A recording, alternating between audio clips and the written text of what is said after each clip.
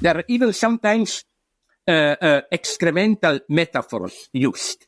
To get really close to God, first I have to reduce myself to pure shit, as it were. And I claim, if I may refer to my last book, Christian Atheism, that there is something of this same logic in Christianity. We have, okay, God, all that, blah, blah. But then we have Christ, which is the reduction of all divinity to a single poor man dying there, despised as a beggar almost on the cross.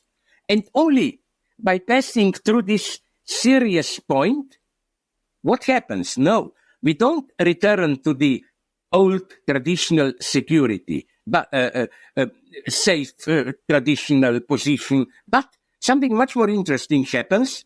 A new universality emerges, which is, of course, called Holy Ghost, Holy Spirit, which is, again, not the same as the old traditional divine principles or whatever. It's just the egalitarian universality of individuals who are in principle equal.